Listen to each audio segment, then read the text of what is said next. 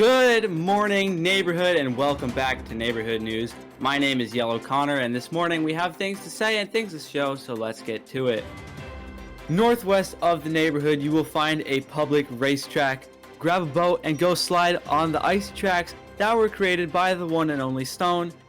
Also, time trials are timed only through Stone, so if you'd like to time yourself, message Stone to schedule a time trial.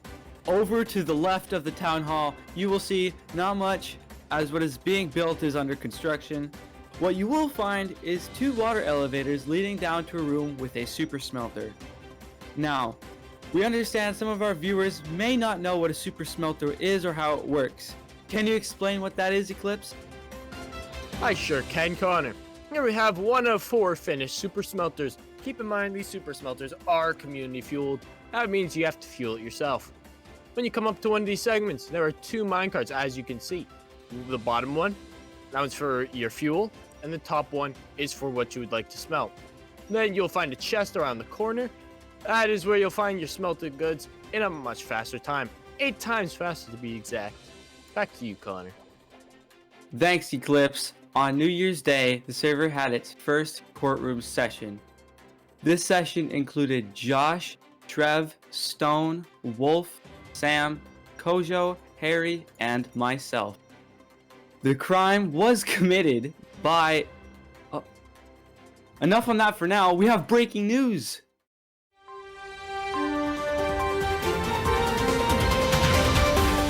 Just in, world borders have been added to try to prevent server crashes. What's wrong over there, Sam? It's breaking, man. Everything's breaking. Just kidding. Thank you, Connor. Well, it looks like people are generating a lot of land. They're strip mining, they're flying around in the end, and that's great and all, but it eats up the disk space for the server. This issue reared its head on both New Year's Eve and New Year's Day, causing the server to enter a crash loop both times because it lacked the disk space to overwrite files. We're lucky that nothing major was corrupted and everything is back to normal now. Moving forward, what can we do about this? Well, we're hosting the server on a third-party platform where more disk space equals more money. And despite Fabernator's thousands of dollars in streamer stacks, he says, and I quote, "How can I afford to pay for sweaty strip miners when I need to, pet meowsers?" So unfortunately, we're going to need some level of a world border for the foreseeable future of this server. Being one with a relatively small player base and a focus on a central community, this shouldn't come as terrible news to our most dedicated players. This border is exactly the same size in the nether and the end. And it is currently 5,000 blocks wide and 5,000 blocks long. That's the word. If you have any problems, contact our World Border Crisis Hotline, me, on Discord. Thank you, Connor. Back to you. Thank you, Sam. Earlier this week, a new plugin was added to combat X-raying and client-side mods.